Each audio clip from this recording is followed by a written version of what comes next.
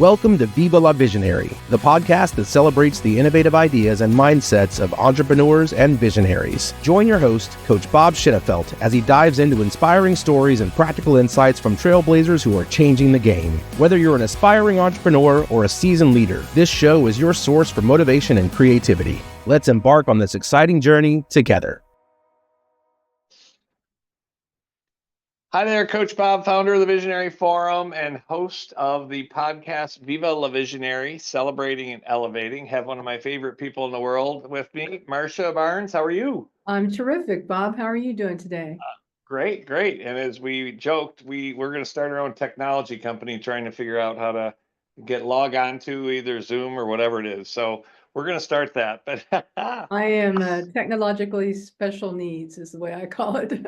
we're visionaries, so we'll find someone to do it. Put us in a group home and we'll log into stuff, Right. So, Marcia, give me an update. I mean, I know your story, but I would love to hear a quick synopsis of your first business that you grew amazingly, and then the business you're working on now. So, what's your story, Marcia? Sure. Well, there's always lots of stories. The ones you can tell, the ones you can't tell. That we're allowed to share, right? Without litigious things coming into play. No, just kidding. Yeah. So I was probably born to be an entrepreneur, as a lot of visionaries are, and showed early signs of that in childhood. But I landed in a business that I had started with a partner, and we ended up getting a client that was a $2 million. It wasn't really even $2 million in revenue. They were on a $2 million run rate when we met them. And it was a residential security business, and the owner was running this business out of the spare bedroom of his home. And he had hired us to create leads for his sales reps. And within 90 days, we got him on an $8 million run rate. So 4X in 90 days, It's like, woo. So that's your new promise, right? 4X in 90 days. Yeah, there we go. Just the planets aligned and all the things stacked up. And so we took off growing with that client and worked with him for about 4 years, during which I bought my partner out. She was wanting to retire. And then in 2003, we merged the two companies together, and I took the job as director of marketing. And then rode that all the way to the CEO seat, sorry. And ended up exiting when they were over 400 million in revenue, 14 years. 14 years, 400 million. Lots and lots of abundance in that. And it was just a beautiful, beautiful experience. Awesome. And now, so then after that, you started another marketing company. I did. In 2013, I felt like God was calling me to exit the $400 million business, which is scary as shit. And I realized I just cussed and said God like in the same sentence. I do love Jesus and I cuss a little, so put that out there. So I felt like God was calling me to do something else. I felt like the facts, the around us showed that the business was probably worth as much as it was ever going to be, and that I owned a small part of it, so it was a good time to exit. And the vision that God gave me was to create a marketing agency that took the practices and models that we had built to grow to 400 million and share those with a lot of other businesses so that many could create abundance and not just one. And so that set me on a journey to what you see as Valve+Meter performance marketing today. We help customers grow transformationally. We focus on new customer acquisition and what it takes to get the new customer in at the right dollar value to grow profitably. Awesome. So I see a cool book behind you called Here We Grow. So tell me about that. Is that about marketing or is it about growing in other ways? It is. That's my book. And I've stopped growing personally. I've lost 100 pounds this year. That's right. You're growing Bob, spiritually, right? Bob, our company made it onto the largest women-owned businesses in the city this year. And I'm like, how much weight do I need to lose to quit making the largest women list? That's awesome. No, that's a book about our story here at Valve+Meter. The backstory of how we grew a business to over 400 million in revenue, our math before marketing model, And then it's got about a third of the book is devoted to, hey, if you're growing, you need to grow as a leader, and you need to grow leaders around you, and you need to grow a good culture. And so some insights on that, and ends with a call for giving out of that abundance. This is all knitted together with a faith-based narrative. So it's a business and faith and personal story type. It's probably 4 books in one, actually. It's a deal. For a short time. Right. So what is your purpose in life? Why are you on this planet? Just a small little question. Yeah.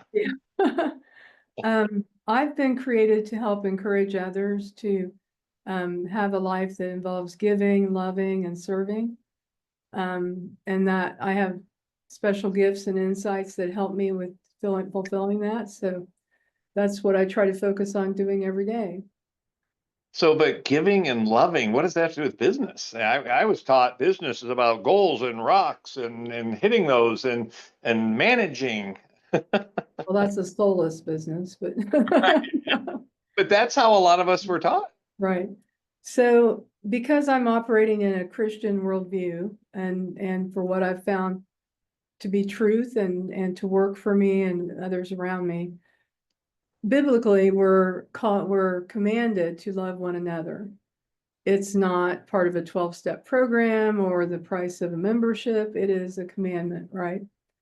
And if we love one another, because we're created in God's image, there is something to love in every person. They're in God's image. If you love God, there's something in a person to love.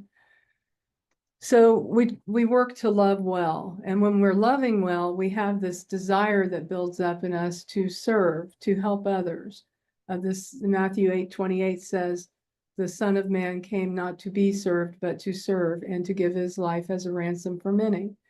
And so that service heart is born out of loving well. And when we love people and we serve them, they give us permission to lead them. And when we have permission to lead, that's where we get transformational results. If we just go in as a manager, we're going to get minimal outputs. But if we go in loving and serving, there is an abundance that's created in that equation that allows us to give one another permission to lead. And this is where we can really get things accomplished. That's amazing. And I know you've told me many stories about how you served your employees and believed in them and helped them to believe in themselves. And then they skyrocketed in their lives and in the business. I know you have many examples of that, but can you share one of those? Yeah, it's just incredible. I'm actually working today here at Valve+Meter with a gentleman that I worked with at Defenders 10 years ago. And I think he was a teenager when we hired him in the sales team. And he was just one of those guys that he had a fire in the belly and a heart to help others and to win. And he, had he landed in another business to start his career, I don't know that the outcome could have been as good as what we've seen from him over 15 years. But he really embraced loving and serving others, became a manager on the team, became one of the best managers on the team, ended up getting promoted from there, multiple wins, and he's joined our team a year ago. And when I look at the abundance in his life and the way he's living it, not just in the workplace, but at home, it's remarkable. And leading those types of people and knowing how to add fuel to what God's given them gives me great joy. It's addictive, actually. Right. Well, that's a good addiction. Yeah. One healthy one I have. Right, exactly. Now, so what is our role as a visionary? I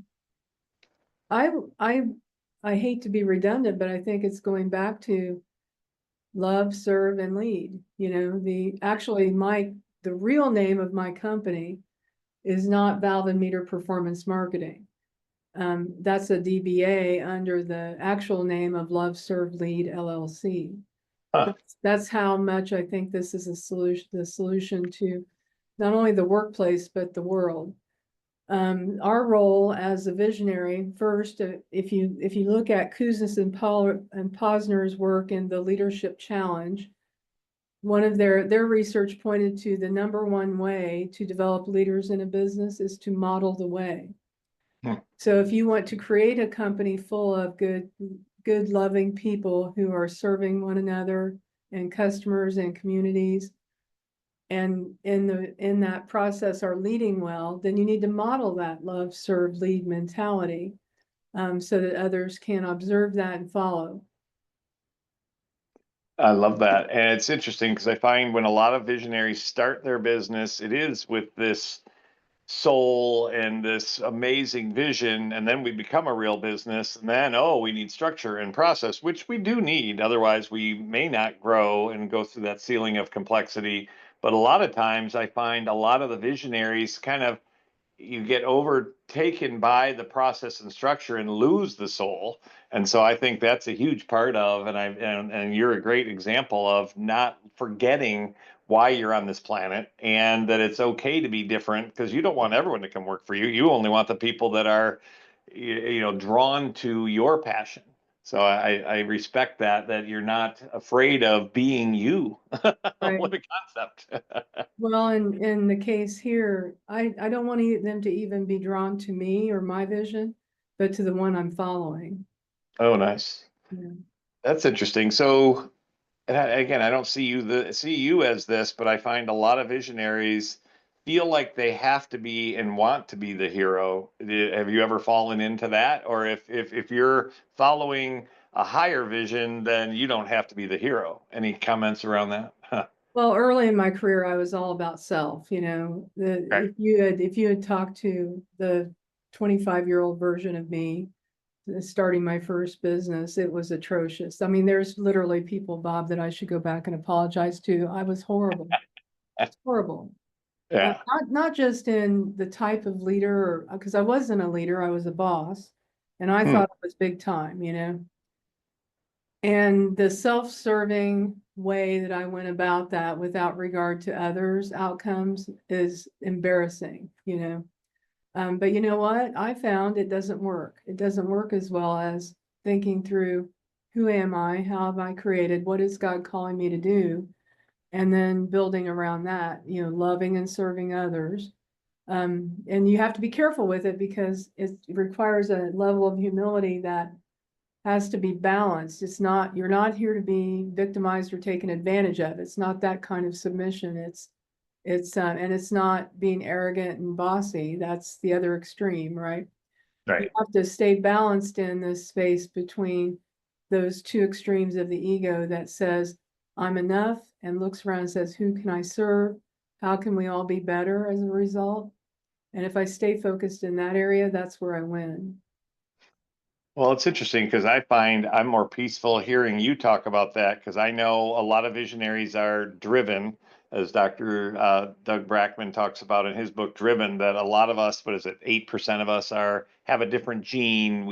We are looking to prove ourselves, and that's a lot of work and tiring. And so if Right. it's not all up to me to, and then he also talks about the imposter syndrome. And so a lot of people are, well, I need to work harder and longer than anyone else to prove myself. And if I believe that I'm already worthy, then I don't have to prove myself to anyone. That seems like it's a lot less pressure. Yeah, there is also a space of making sure that you stay real in who you are and whose you are. Right. Even as highly developed faith-wise as I was when I was leading 2,600 people in a $400 million company, when I left that job, about 6 weeks after that, my husband left me. So I had kind of a double barrel shotgun thing going on in my life, trying to adjust to two new big changes. Right. And everything falls away, and I had become more attached to the identity of being the big time CEO, making Right. big time money, living the big time life, than what I would like to have admitted at the time. And so I took a year off of work before I set out on this journey for Valve+Meter, just to really get dialed into those pieces and get down to the real of who I was and what a real friend looks like, what a real advocate looks like in your life. And that was a really healthy space for me. Visionaries often don't notice that they need to have people around them who are authentic. They're cheerleaders. They're helping build your confidence. It's so important. Right. Yeah, and that to me is the value of community, which to me is where we're going as a society. I think this is the greatest time ever to be alive. I know there's a lot of diversity and people who feel separate, and yet to me that's an opportunity for us visionaries to create community, to not be alone, to have faith, whether it be in something greater than ourselves and or our people, and I know to be in a peer group with you and a community of that we don't feel judged. We can share an anger, fear, frustration, or a failure. We can share a dream or an idea, and we're there to support each other. And I don't know if you remember at one of our summits, somebody spoke up at the end and said that they were sad that they liked themselves more being around us than they did at home or at work. And one of us asked and said, so why is it? He's like, because I can be myself. And it's like, we can be ourselves anywhere, but to have community, it feels really good to be myself and not judged or thought less of. And then that being part of that community has helped me to be myself more at home or at work. Mhm. So yeah, community is huge. So what's an opportunity or an issue you're working on now as a visionary, either personally or professionally? I think this part of my journey, my career has been about taking others along with me in success. We have a goal here at Valve+Meter to 10x the valuation of 100 companies. And we've done that a handful of times to have a few more underway, which is a worthy goal. But I also want to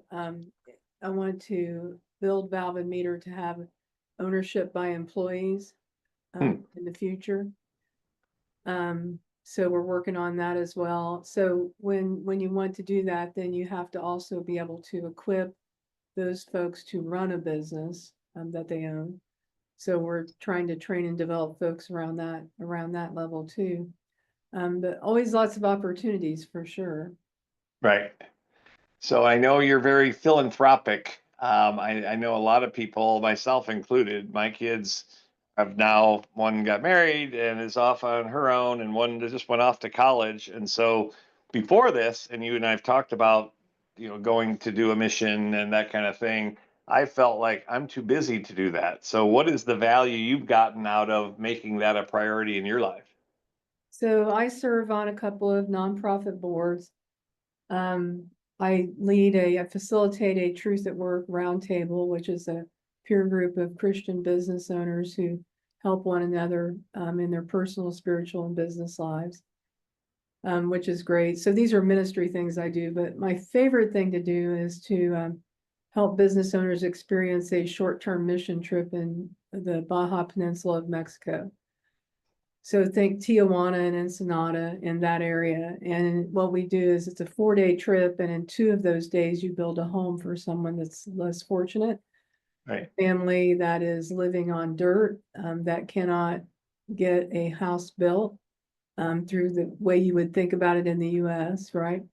And in 2 days' time, we get that family off of the dirt and under a good roof, and so that they can thrive. And it typically will give that family about a 10-year bump in their economic journey to further success, that type of an experience. And what happens to these people who experience on our side, the folks who go down there to do these builds, Bob, inevitably, when we're on the bus ride from the San Diego airport down to the base in Tijuana, we'll say, everybody's got this hum going that's kind of like, I'm going to go bless somebody. I'm going to go bless somebody. I'm doing this great thing, right?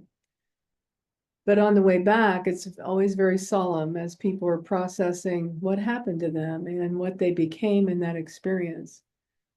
This is all getting back to love, serve, lead. It's that transformational outcome when we go and love other people, serve them through the building of this house, taking our family, our kids, and our spouses along with us to experience that. Transformation happens all around in that exchange. That's awesome. One of the things that I teach, and you're validating it, is, we talk a lot about in business structure, what is your purpose, cause, or passion, or your why? What is your what and your how, and target market? So it sounds like your why in your life and your why in your business are totally aligned. Is that Yeah, correct? I don't spend any time that's outside of that. So what percentage of visionaries and or business owners do you think have an alignment between their personal why and purpose and their businesses? Very few. Yeah, that's interesting because I think that's a huge opportunity. And again, as I'm coaching visionaries, a lot of times the visionaries, we've been so focused on getting our business started and getting over the hump and cash flow and dealing with the different adversities and whatnot, that I think a lot of times people lose themselves. Right. And so I think I've helped a few business owners that their business is going well. And then I dive in and say, well, who are you? Why are you here?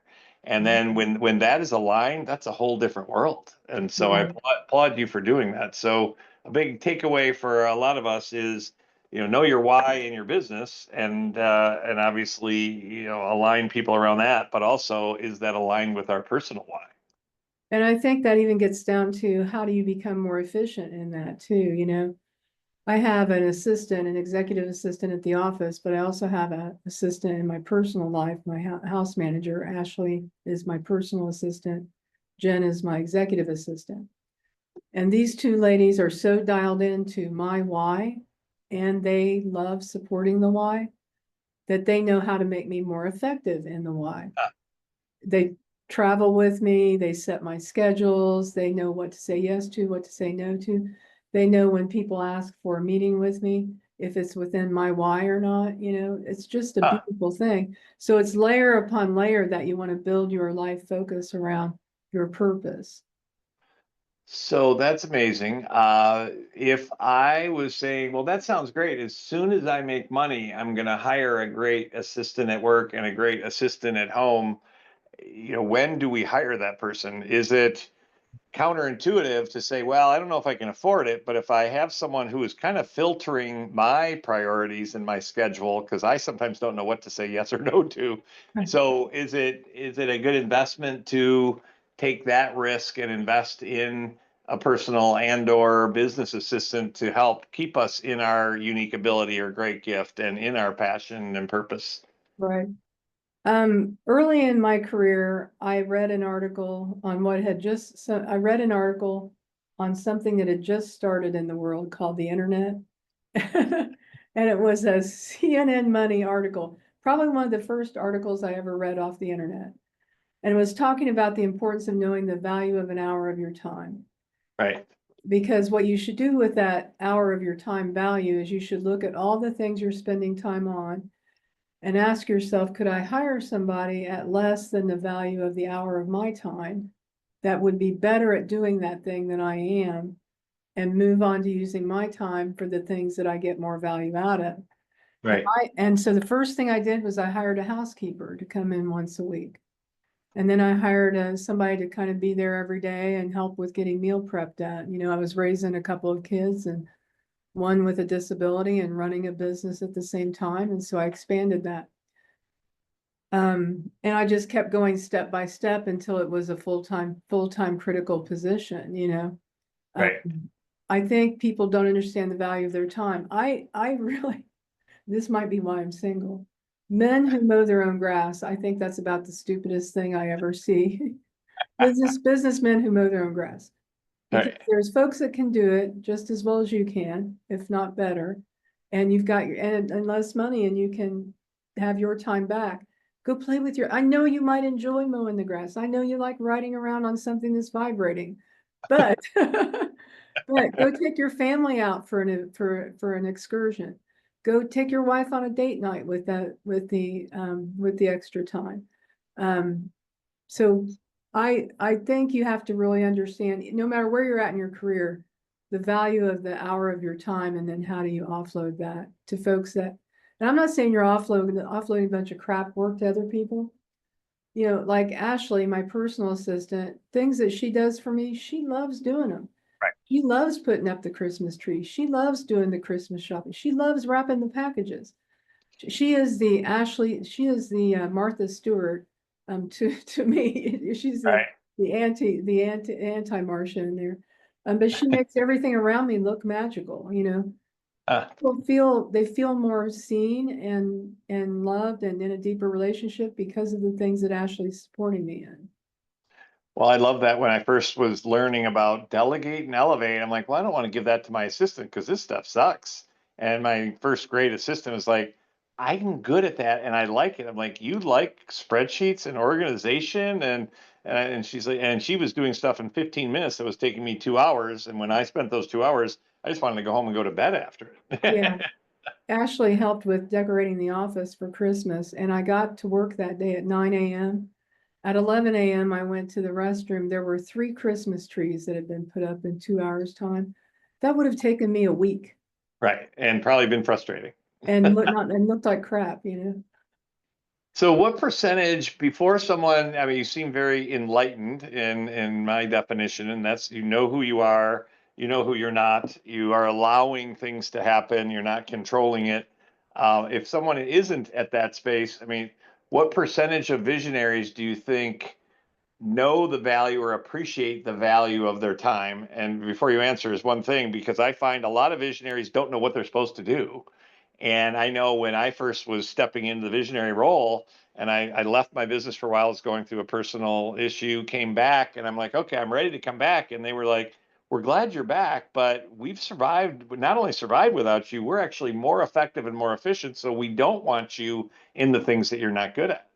And I was like, well, what am I supposed to do? And they said, what you're great at in love. And I had no idea. And that was really the beginning of my transformation to say, what am I great at in love? And at that point, it was like, well, I'm really good at drinking with my clients. You know, but it was about, it helped me to say, okay, but when I was spending time with my clients, and it was outside of the office usually, you know, it would just be inspiring conversations. I would ask them good questions. I'm like, well, that's easy. Well, it was easy for me. So that helped me to realize, because I'm like, well, that's fun. So I shouldn't be worth $1,000 an hour. So what do you think most people who are really just stepping into the visionary seat truly value their time at a higher level, a higher dollar amount? Boy, it's hard to say. I see very little awareness of the value of time from leaders of businesses.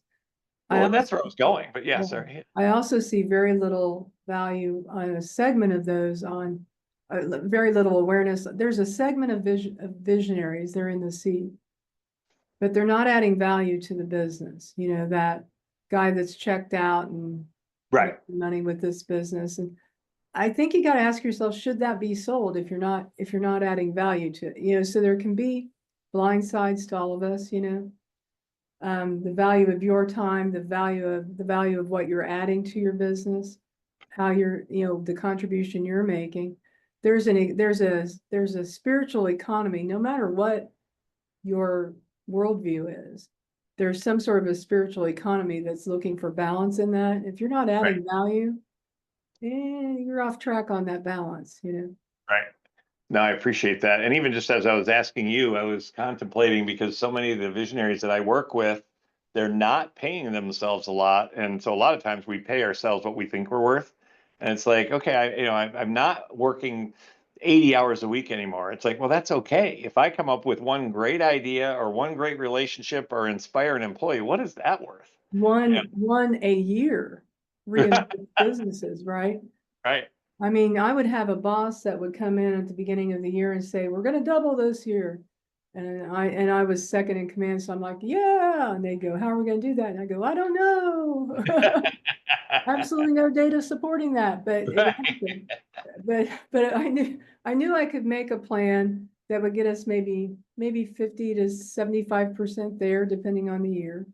Right. And I always knew that we would land one big new opportunity a year that would carry the day, and maybe then a sub opportunity under that. But you know, if that's your thing, is one big win a year can grow a $400 million business. It's not always lots of littles, which I think visionaries in the EOS format do need to be aware of, because you can easily get into lots of littles approach instead of coming up and saying, what's the one big thing that if we got this done multiplies this instead of incrementally adding?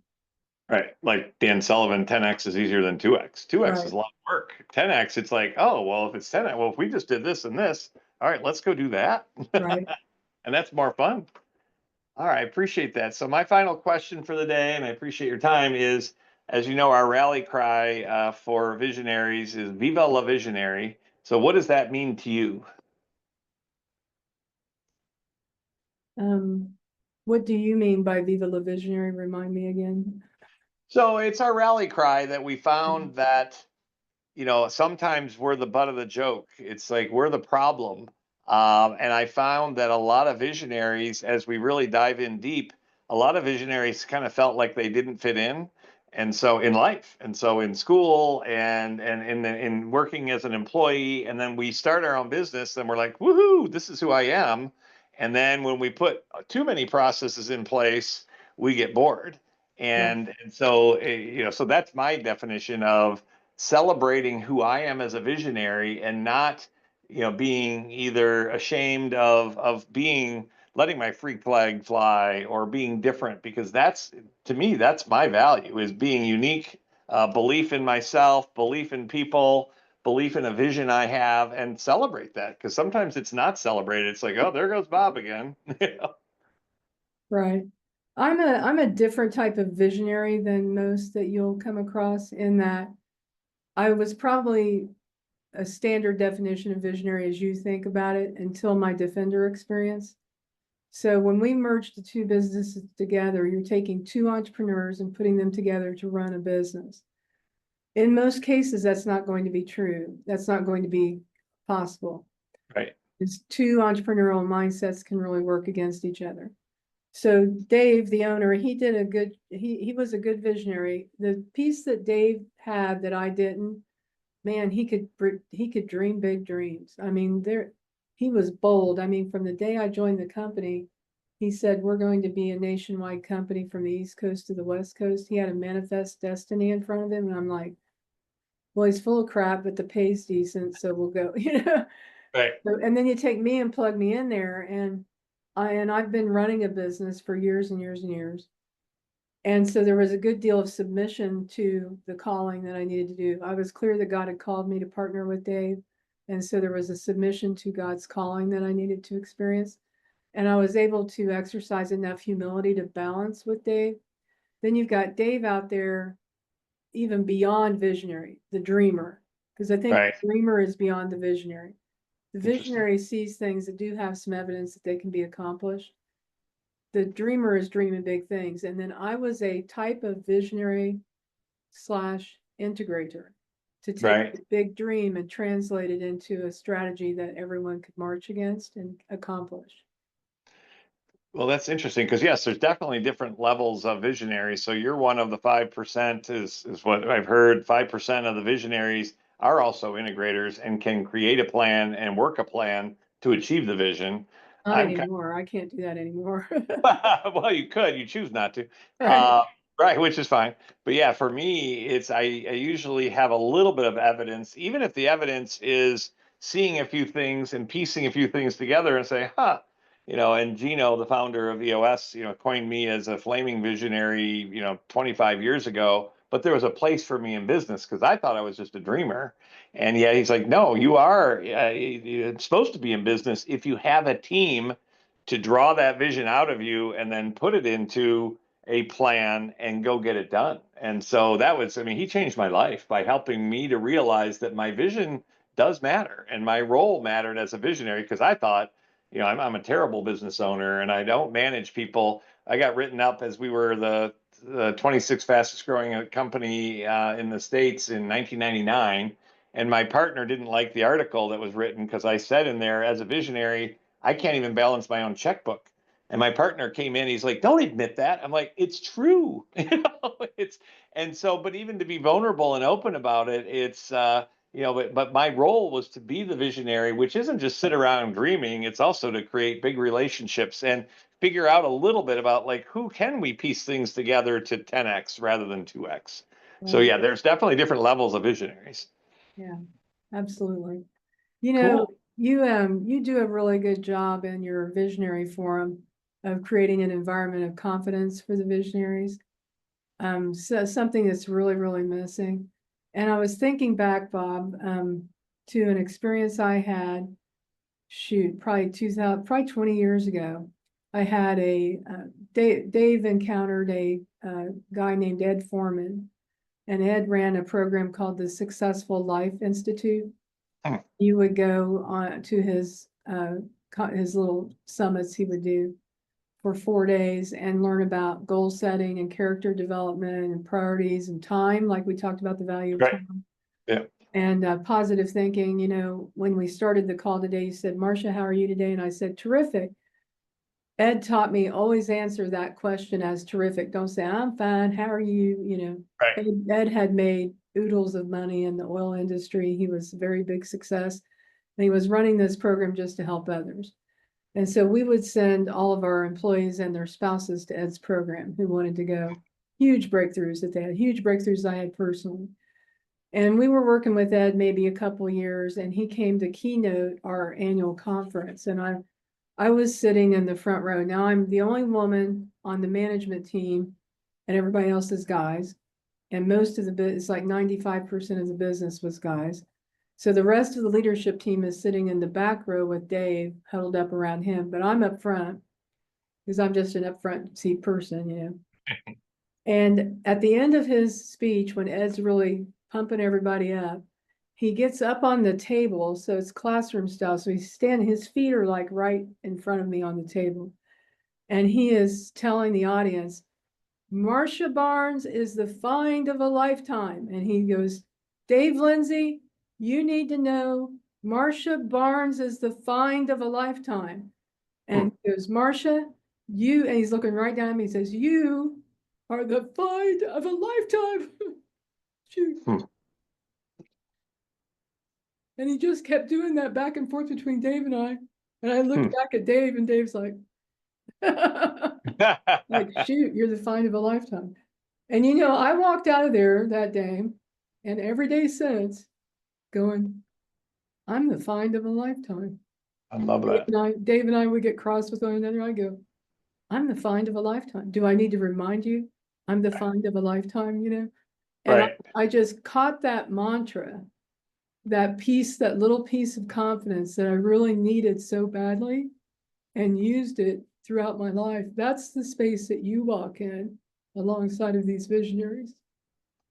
Well, thank you very much. I appreciate that. And it is the, helping each other to have that mantra. So you were reminding Dave that you were a find of a lifetime, but it's to help us to remind ourselves, right? Right. Exactly. And that's where, the unscatter the chatter. And again, the visionaries, a lot of us are teaching what I call craft. So that's teaching what we're also learning. So I'm still learning how to know and act like I matter. And so unscatter the chatter is about shifting that vocabulary to, do I matter? And am I the find of a lifetime? Am I a great father too? I am.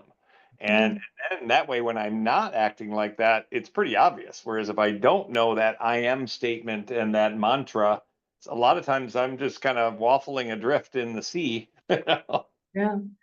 We have, that's one of the 3 things when we hire people that we're looking for is we believe that when we've hired them, they're the find of a lifetime. That's awesome. So we actually have t-shirts here at Valve+Meter that on the back say in big print, I'm up to the find of a lifetime. Well, that's amazing. You're very inspiring to me, and I know your employees and so many other people.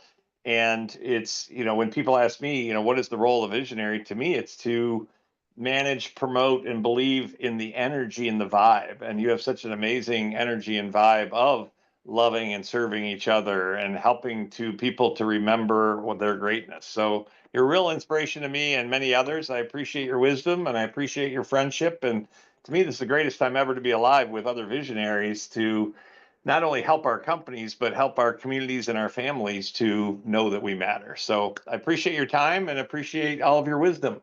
Absolutely, Bob. And you are the find of a lifetime. I am. Thank you very much. I appreciate it. All right. Have a great day. Yeah. Thank you for tuning in to Viva La Visionary. We hope you enjoyed today's episode and found inspiration in our guest stories. If you loved what you heard, please subscribe, rate, and share the podcast with fellow dreamers and doers. Join us next time as we continue to explore the limitless possibilities of visionary thinking. Until then, keep dreaming big and taking action. Your vision matters.